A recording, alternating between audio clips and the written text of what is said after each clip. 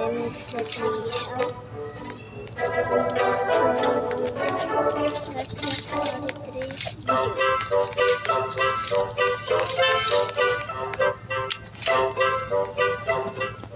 Let's give him the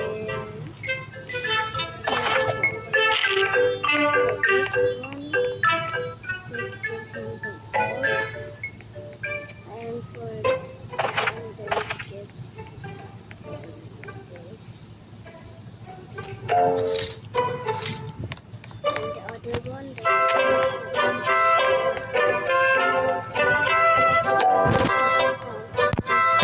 corners.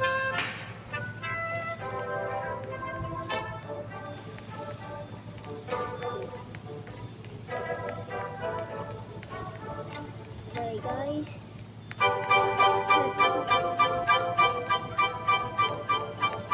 Let's go to the seeds.